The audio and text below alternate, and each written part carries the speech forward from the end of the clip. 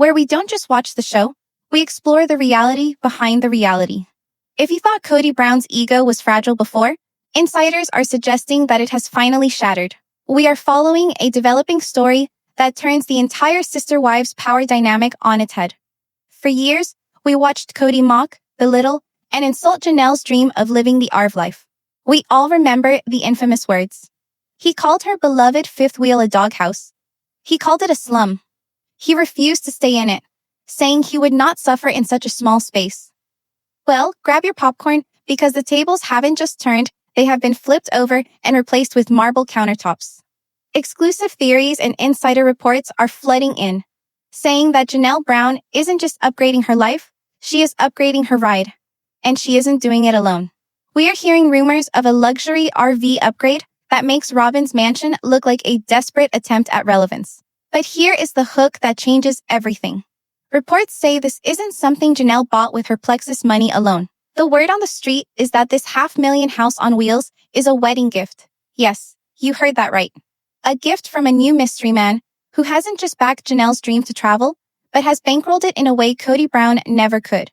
And while Janelle is supposedly preparing to drive off into the sunset for a honeymoon in a vehicle that costs more than most American homes, Kody is stuck in Flagstaff, reportedly fuming, spiraling, and launching a new desperate narrative. We have uncovered information that says Kody is telling anyone who will listen that Janelle didn't get this money from a boyfriend. Oh no. The foundational lie Kody is reportedly spreading is that Janelle raided the family pot. He is saying she stole resources that belong to him and Robyn to fund this luxury lifestyle. But we are going to break down why this is likely just Kody's poverty talking. We are going to connect the dots between this new boyfriend idea, the luxury bus specs, and Kody's absolute meltdown. Is Kody burning with anger over Janelle's freedom? Or is he scared because she is living a life he can no longer afford? Let's dive deep into the luxury RV upgrade idea. To understand the magnitude of this slap in Kody's face, we have to return to the doghouse era. This context is important. When Janelle bought her first RV, she was seeking liberty. She was trying to build on Coyote Pass. She was trying to be present for the family. And what did Kody do? He treated her like a second-class citizen. He acted as if sleeping in that RV was beneath him. Even though Janelle was happier there than she ever was in a stuffy house, he turned her dream against her. He made her feel small for wanting a simple life. But here's where the story twists. Janelle didn't give up on the dream just because Kody hated it. She just realized she had the wrong co-pilot. Fast forward to right now. The rumor mill is on fire with descriptions of a new vehicle related with Janelle. We aren't talking about a normal fifth wheel anymore. We are talking about a Class A motor coach. Think Post. Think Newell. We are talking about the kind of car used by rock stars and A-list celebrities. Insider chatter describes features that sound like a direct answer to every complaint Kody ever made. Kody whined about the small shower. This new rig allegedly has a spa-style bathroom with rain heads and teak benches. Kody whined about the cramped kitchen. Theories say this new bus features a chef's galley with quartz or marble countertops, a residential fridge, and induction cooktops. Kody whined about the doghouse vibe. This vehicle reportedly has heated floors, Italian leather seating, and a master suite with a king-size bed that offers more square footage than Kody's ego.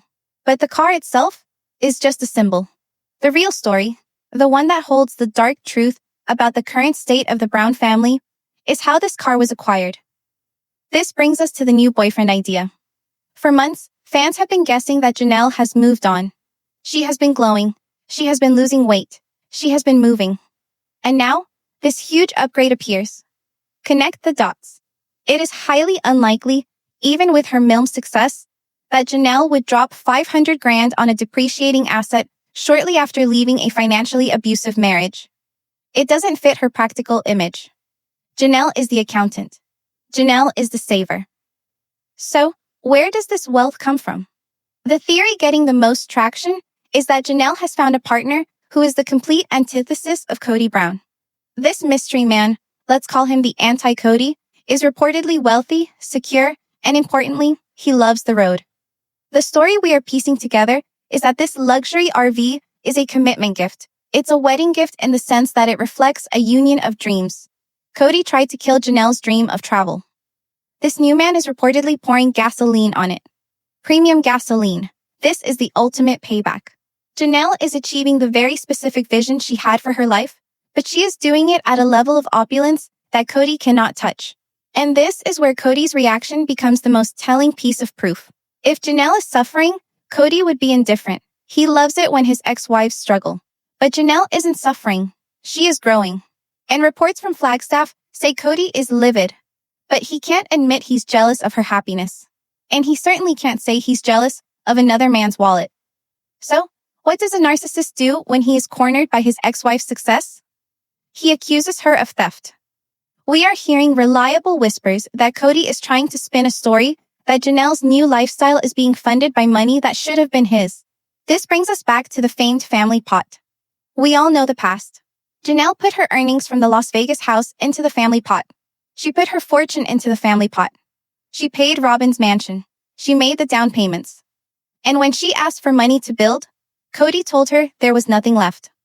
Now, suddenly, Janelle emerges with a $500,000 asset. Cody's logic, skewed as it is, likely takes this path.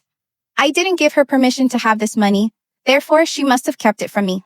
He is allegedly telling allies that Janelle was skimming off the top for years, hoarding cash to plan her escape. He is painting himself as the victim of financial infidelity. It's a brilliant twisted plan.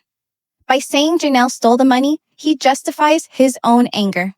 He doesn't have to face the fact that another man is treating Janelle better than he ever did. He doesn't have to face the fact that he is broke while she is living in comfort. He can just play the victim. She robbed the family. He says she took food out of Robin's children's mouths to buy a fancy bus. It is the foundational lie of this entire story. Let's look at the mindset of the doghouse versus the palace. When Cody called Janelle's first RV a doghouse, it was a control tool. He wanted her in a house where he could control the environment, or better yet, he wanted her to rent, so she stayed unstable. An RV represents freedom. You can turn the key and leave. Cody hates that. He hates that he can't gatekeep her position. Now, imagine his horror when that freedom vehicle becomes more luxurious than his own stationary house. This new bus is a fortress. It is a movable command center. It suggests that Janelle doesn't need Flagstaff. She doesn't need Coyote Pass. She certainly doesn't need Cody's approval. And let's talk about the time. This is happening right as Cody and Robin are allegedly facing a massive liquidity crisis. We have seen news about unpaid taxes. We have seen the tales about shopping addictions. Cody is house poor. He is sitting in a hoard-filled mansion that feels like a prison, anchored down in a city he claims to hate, while Janelle is presumably preparing for a honeymoon road trip across the country. The visual difference is devastating for him. The contrast of Cody, bitter and stationary, versus Janelle, in love and mobile, is the narrative arc that is destroying him. The insider reports go even deeper into the details of this new relationship dynamic. Sources say that this new boyfriend isn't just buying things, he is confirming Janelle's identity. Cody spent 30 years trying to change Janelle. He wanted her to be more like Robin. He wanted her to be more submissive. He wanted her to stop loving the outdoors. This new partner supposedly loves Janelle exactly for who she is. He loves camping. He loves to travel. He loves freedom. And because he has the means, he is saying, let's do what you love, but let's do it in style. This is why the wedding gift story hits so hard. It represents a partnership where Janelle's desires are prioritized, not ridiculed. Imagine the scene at the family meeting, or what's left of it, when news of this bus hits. We have to speculate on the conversations going inside Robin's house. This is where the story gets juicy. We will get to Robin's specific jealousy in a moment, but focus on Cody first. He is a man who prides himself on being the provider, the patriarch, the king of the castle, but his castle is falling, and his exiled queen has just pulled up in a better chariot. The doghouse insult has come back to bite him in the most ironic way possible. By shaming her for living small, he pushed her toward a life where she lives big, larger than him. We also have to consider the honeymoon part of these rumors. If Janelle and this mystery man are indeed planning a cross-country trip, it is the ultimate victory lap. They aren't just going to Utah. They are going everywhere. And every Instagram post, every picture of Janelle drinking coffee in her marble-floored kitchen while parked overlooking the Grand Canyon is a direct message to Cody. It says, I did this without you. I am happy without you, and I am richer without you. This alleged financial glow-up undermines Cody's entire worldview. He believes that without him, these women are nothing. He believes they will fail. He warned Christine that she would lose everything. He warned Janelle that she had nothing. Seeing Janelle in a $500,000 vehicle proves him definitively, publicly wrong. It proves that he was the financial anchor dragging them down. It proves that the family pot was a black hole. And now that Janelle has cut the cord, her resources are accumulating instead of disappearing. The family pot theft accusation is Cody's only shield. If he admits she earned this, he admits she is capable. If he claims she stole it, he can remain the martyr. But let's be real, we have watched the show. We know who the CFO of the family was. We know who paid the taxes. We know who worked the steady jobs. If anyone knows where the money is, it is Janelle. And if she has money now, it is likely because she finally stopped pouring it into Robin's bottomless pit of knickknacks and figurines. But Cody cannot see that. He refuses to see that. As we peel back the layers of this theory, we have to ask, who is this man? While his identity remains protected by Janelle's fierce desire for privacy, the profile insiders are drawing is fascinating. He is described as rugged but refined, a man who can fix a flat tire but also appreciates fine wine. Essentially, he is the man Cody pretends to be. Cody cosplays as a rugged alpha male, but we've seen him panic over a fever. This new man is reportedly the real deal, and buying a luxury motor coach is a power move. It asserts dominance without saying a word. It says, I can provide for her in a way you refuse to. The implications for the show are massive. If Janelle returns for another season, or if there is a spin-off, this bus becomes a central character. It becomes the set of her new life. Can you imagine the producers trying to get Cody to film a scene where he has to look at this vehicle? The tension would be palpable. He wouldn't be able to step inside it. His I will not stay in this small space line would play on a loop in his head, mocking him because this space isn't small and he isn't invited. We are seeing a shift in the power dynamic that we never thought possible. Janelle was always the logical one, the quiet one. But living well is the best revenge, and living opulently is the loudest revenge. This luxury RV upgrade theory reframes the entire breakup. It's not just a divorce, it's a hostile takeover of the narrative. Janelle is taking the RV life brand that toads spit on, and she is polishing it until it shines like a diamond. So, the stage is set. We have Janelle, allegedly engaged or married, sitting in a $500,000 rolling palace. We have Cody, sitting in a cluttered mansion, screaming about stolen money and broken covenants.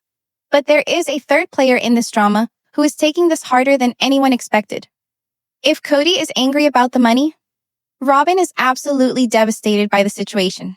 Because remember, Robin's entire identity is built on being the legal wife, the favored wife, the one who gets the best of everything. What happens when the unfavored wife suddenly has the better toy? What happens when Janelle's doghouse becomes the envy of the neighborhood? If you think Cody's reaction to this $500,000 upgrade is volatile, you haven't been paying attention to the real power broker in the Brown family. We need to talk about Robin Brown. While Cody is screaming about loyalty and stolen family pots, insider suggests that Robin is spiraling into a state of absolute status anxiety. This is the middle of the storm, the eye of the hurricane, where the favored wife realizes she might actually be the poor wife. We are tracking a developing narrative that suggests Robin is not just angry, she is feeling defrauded. For over a decade, Robin has carefully cultivated her image as the legal wife, the one who deserved the mansion, the one who needed the resources. She has always positioned herself above Janelle's rugged lifestyle. Remember the pity? Remember how Robin would look at Janelle living in the trailer with that condescending, I could never do that smirk. That smirk has reportedly been wiped off her face. The theory we are investigating is that Robin's jealousy is driving a wedge between her and Cody that is sharper than any knife. Here is the reality. Robin always wanted to see herself as the queen bee. To maintain that self-image, she needs the other wives to be beneath her financially, emotionally, and romantically. It was easy to feel superior when Janelle was living in a fifth wheel that Cody called a doghouse. It was easy to feel superior when Janelle was showering in public campgrounds. But now Janelle is rolling up in a vehicle that is essentially a 5-star hotel suite on wheels. This isn't just a vehicle. It is a status symbol that screams wealth. And reports from inside the Flagstaff bubble suggest Robin is poking the bear, demanding answers from Cody that he simply cannot give. Exclusive theories suggest that behind the closed doors of the Shira Chateau, a massive conflict is brewing. Robin is reportedly looking at Janelle's new life, the luxury bus, the travel, the alleged wealthy new partner, and asking Cody the most dangerous question a wife can ask a narcissist. Why don't we have that? We are hearing whispers that Robin has started pointing out the flaws in their own situation. She is allegedly complaining that their mansion is stagnant, that they are stuck in one place, and that Janelle, the wife Cody claimed was disloyal and worthless, is living a life of higher quality than they are. This is the ultimate betrayal in Robin's eyes. She played by Cody's rules, she obeyed, she submitted. And her reward is a husband who is angry and broke. Janelle broke the rules, left, and her reward is a luxury palace. This brings us to the financial crisis that Cody is desperately trying to hide. We have all seen the headlines about unpaid taxes and the slow movement on Coyote Pass, but our investigation into the sister wives' financial ecosystem suggests the situation is much more dire. Cody is currently in a liquidity crisis. He is asset-rich in terms of junk and land, but cash poor. He cannot go out and buy a $500,000 Post motor coach to silence Robin's complaints. He cannot afford to upgrade their lifestyle to match Janelle's new standard. And this impotence is reportedly driving him insane. Cody measures his worth by his ability to provide, or at least his ability to control the resources. Right now, he can do neither. The contrast is visually and metaphorically devastating. Let's paint the picture that is allegedly keeping Robin up at night. On one side, you have Janelle's new bus. Clean lines, minimalist luxury, marble floors, everything brand new and smelling of freedom. It represents the future. On the other side, you have Robin's mansion. Reports and eagle-eyed viewers have noted that Robin's house is becoming increasingly cluttered. Piles of boxes, precious moments figurines, stacks of art that never gets hung, a hoard that seems to be closing in on them. The mansion is becoming a mausoleum of their failed dreams, while Janelle's RV is a spaceship blasting off to a new life. Robin is trapped in a clutter-filled house with a bitter man, while Janelle is roaming the country with a rich man in a pristine environment. The rich wife theory is critical here. Robin's identity is tied to being the one who gets the most resources. When they moved to Flagstaff, she got the biggest house. When they were in Vegas, she had a landscaped backyard. She needs to be the most expensive item on the shelf to feel loved. It's a transactional view of love that Cody installed. Now, Cody is failing to complete the transaction. Insiders claim that Robin is using Janelle's upgrade as a weapon against Cody. You said she was nothing without you. She is allegedly telling him. You said she was poor. So why does she have a better kitchen than I do? Why is she going on a luxury honeymoon while we are sitting here worrying about property taxes? This is why Cody is doubling down on the foundational lie that Janelle stole the money. He has to convince Robin that Janelle isn't actually successful. She's just a thief. He has to tell Robin she has that bus because she took your money, Robin. It's the only way he can pacify her. If he admits Janelle's new boyfriend bought it, he admits another man is superior to him. If he admits Janelle earned it, he admits he lost a valuable asset. So, he sells Robin the lie. We are broke because Janelle robbed the family pot. And Robin, desperate to be the victim rather than the loser, eats it up. It fuels her narrative that the other wives were mean to her, that they bullied her, and now that they robbed her. But here's the twist that makes this theory even juicier. We are hearing speculation that Robin doesn't actually believe the lie anymore. She sees the writing on the wall. She knows how numbers work. She knows they drained the family pot for her house, not Janelle's RV. This creates a terrifying dynamic where Robin is losing respect for Cody. She is watching him fail.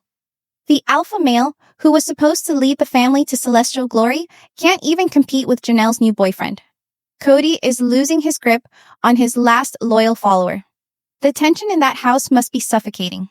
Imagine Cody pacing the floor, ranting about loyalty, while Robin sits there scrolling through social media, seeing photos of Janelle's new marble shower, and wondering if she backed the wrong horse. Let's go deeper into the luxury comparison, because the devil is in the details. Theories suggest Janelle's new rig is equipped with technology and comforts that surpass the infrastructure of the Flagstaff home. We are talking about Starlink internet for remote work. Janelle is still a boss after all. We are talking about solar power systems that allow for total off-grid independence. Robin's house is dependent on the grid, dependent on Cody, dependent on the show. Janelle's bus is a self-sustaining ecosystem of wealth. It is unbothered in physical form. Robin looks at her driveway filled with Cody's broken-down sports cars and unfinished projects. And then she looks at the sleek, polished exterior of Janelle's motor coach, and it has to burn. There is also the honeymoon factor. Cody and Robin's honeymoon was legendary for being an 11-day extravagance, while the other wives stayed home with newborns. It was the moment the family cracked. Now, the universe is balancing the scales. Janelle's upcoming trip in this bus is being framed by insiders as a second honeymoon or perhaps a real honeymoon, considering her first one with Cody was likely a budget motel trip. This time, she is doing it right. And Robin knows that a honeymoon phase with a wealthy partner means gifts, dinners, and experiences. Robin is currently living in the bitter old married couple phase. She is dealing with Cody's anger management issues, his hair trigger temper, and his obsession with the past.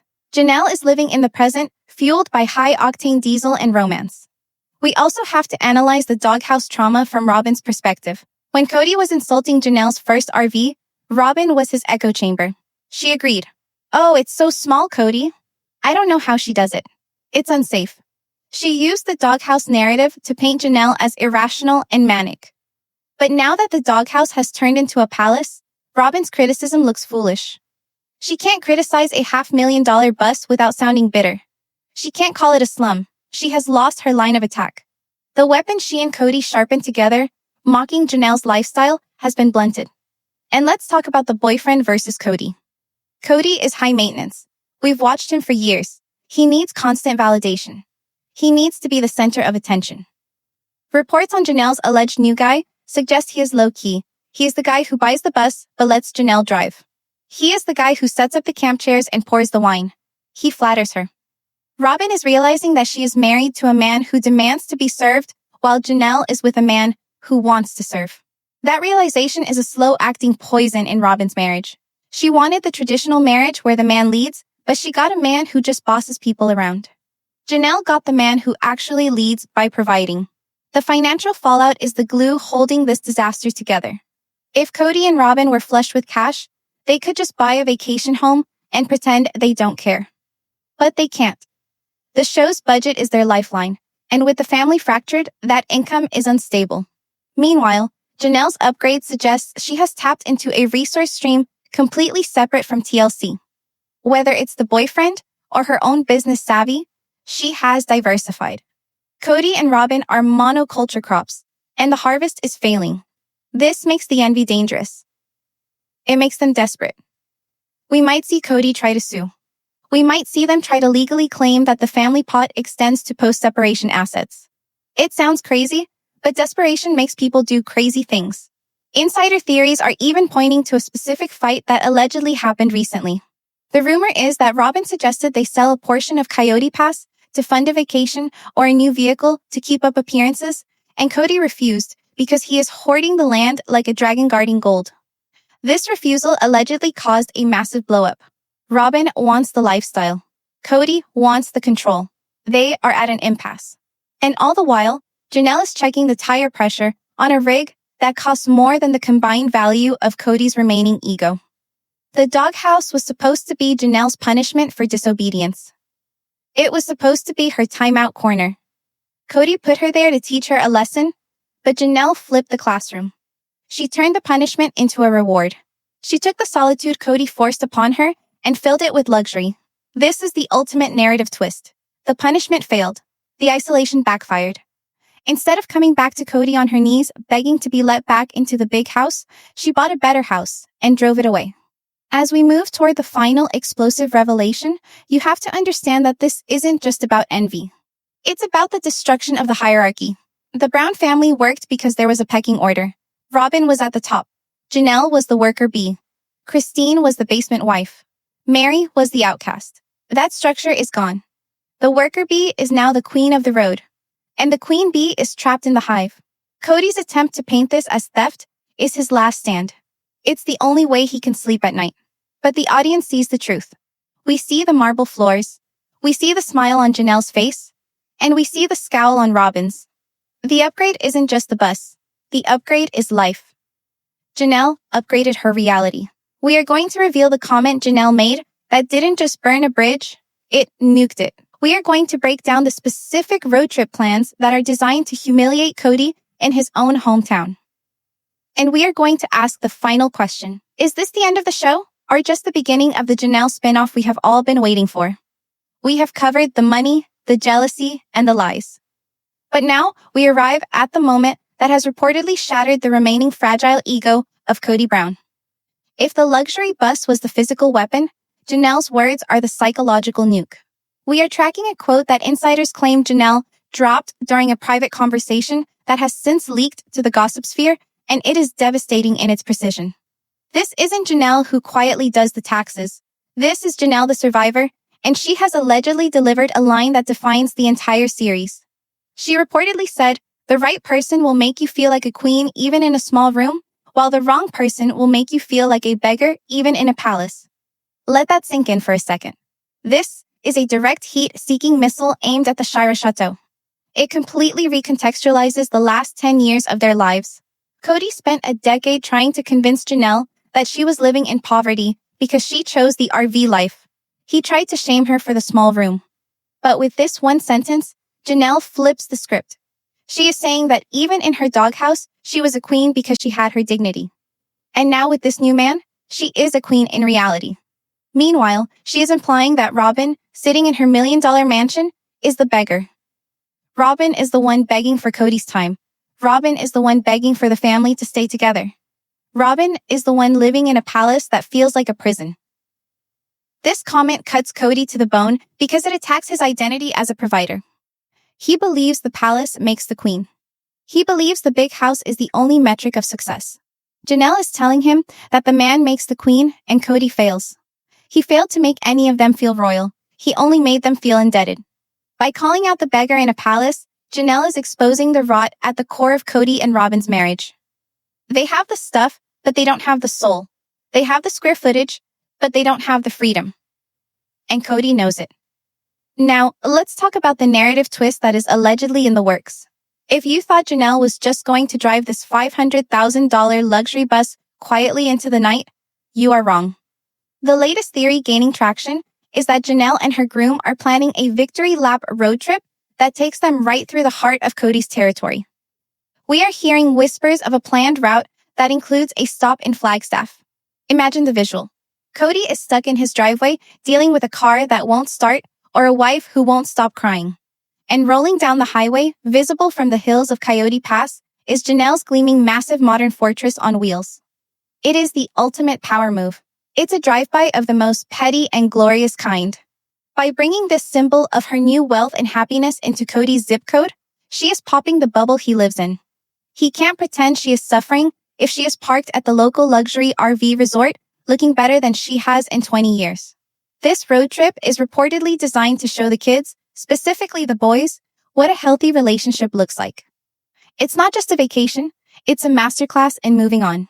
She is showing Gabriel and Garrison that you don't have to settle for a man who calls your home a doghouse. You can find a man who builds you a castle on wheels. The contrast here is what makes this story so addictive for us. Cody is static. He is frozen in time. Still arguing about COVID protocols. Still arguing about loyalty. Still arguing about who apologized to whom. Janelle is kinetic. She is moving forward at 65 mph. This new bus represents momentum.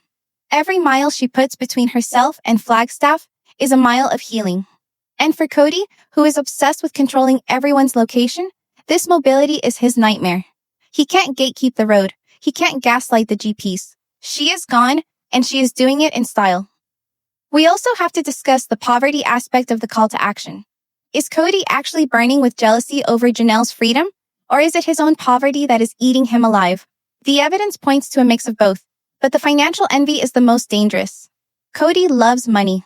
He loves the appearance of money, but right now his assets are illiquid. He is land rich and cash poor. Seeing Janelle with a liquid, mobile, high-value asset like a provost or a new coach is a slap in the face to his business acumen. He thinks he is the smart one. He thinks he is the investor. But Janelle is the one who walked away with her equity and apparently doubled down on happiness. This brings us back to the new boyfriend theory. Even if this bus wasn't a gift, even if Janelle bought it herself, the presence of a supportive partner changes the dynamic of the RV life entirely. Cody hated the RV because it was inconvenient for him. He didn't want to haul water. He didn't want to deal with the leveling jacks. He wanted to be served. This new man reportedly views the maintenance of the bus as an act of service to Janelle. He takes care of the rig so she can enjoy the view. That is the difference between a partner and a passenger. Cody was a passenger in Janelle's life, constantly complaining about the ride. This new man is the co-pilot. The insider reports regarding Robin's reaction to this specific comment, the beggar in a palace line, are explosive. We are hearing that Robin took this personally, as she should. It attacks the very foundation of her sister wife's strategy. She thought if she got a legal marriage and a big house, she would win. Janelle is publicly declaring that Robin lost. Robin is stuck with an angry, bitter man in a house filled with tension. Janelle is saying, "You can have the palace, Robin. I'll take the kingdom. And the kingdom is the open road." Let's look at the honeymoon timeline. If these theories are correct, Janelle is embarking on this trip right as the new season creates buzz. This is a marketing genius. She is controlling the narrative off camera while the show airs old footage. The audience sees Cody yelling on TV, but they see Janelle living her best life on Instagram. It creates a split-screen effect where Cody looks increasingly delusional. He is yelling at a ghost. The Janelle he is screaming at doesn't exist anymore. She has evolved into this luxury traveling high-net-worth individual who doesn't have time for his tantrums. This luxury RV upgrade is the final nail in the coffin of the patriarch narrative. A patriarch provides. A patriarch protects. Cody did neither. He exposed Janelle to the elements and ridiculed her shelter. Now another man has stepped in to provide a shelter that puts Cody's to shame. It is the ultimate biological and sociological defeat for him. He has been replaced by a superior provider. In the animal kingdom, this is when the old lion wanders off into the wilderness alone. In the reality TV kingdom, this is when the old villain spirals on camera for our entertainment. The foundational lie that Janelle stole the money will likely be Cody's hill to die on. Watch for this in upcoming interviews. He will hint at financial infidelity. He will claim the family pot was raided. But we know the truth. The audience has the receipts. We saw who bought the art. We saw who bought the jewelry. We saw who didn't work. The idea that Janelle, the frugal accountant, stole money to buy a luxury bus is laughable. It is a desperate lie from a desperate man. The truth is likely much simpler. Janelle saved, Janelle invested, and Janelle found someone who values her. So, where does this leave the show?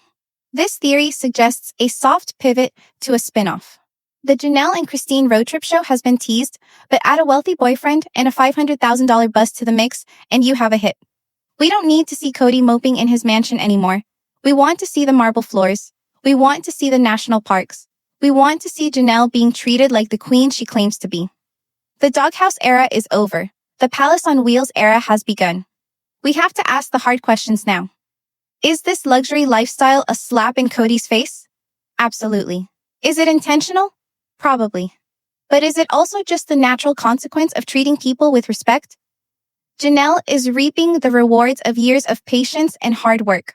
Cody is reaping the consequences of years of neglect and arrogance. The scales are balancing, and they are tipping heavily in Janelle's favor. The visual of Janelle driving that bus is the perfect ending to this chapter. It symbolizes autonomy. A house is stuck to the ground. You are stuck with your neighbors. You are stuck with your taxes. A bus moves. If Janelle doesn't like the view, she changes it. If she doesn't like the weather, she moves. If she doesn't like the vibes in Flagstaff, she leaves. Cody has no power over a moving target, and that is why he hates the bus. It's not about the size of the room. It's about the lack of control.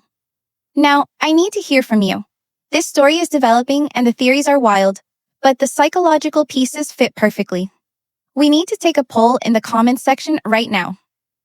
I want you to answer 2 questions. Number 1, is Cody actually burning with jealousy over Janelle's freedom? Or is he just humiliated by his own poverty compared to her new partner? And number 2, do you think Janelle's beggar in a palace comment was unfair? Or was it the exact reality check Robin needed to hear? Is this luxury lifestyle the ultimate revenge? Is the new boyfriend the hero of this story? Or is Janelle the hero for saving herself? The doghouse is gone, replaced by a 45-foot luxury coach, and Cody Brown is left in the dust. Hit that like button if you think Janelle deserves every inch of that marble floor. Subscribe to Coco Gossip for more exclusive theories and insider updates as we track the trajectory of this victory lap. We will be watching the highways around Flagstaff, and we will be watching Cody's hairline recede further as the stress mounts. Until next time, keep your eyes on the road and your tea piping.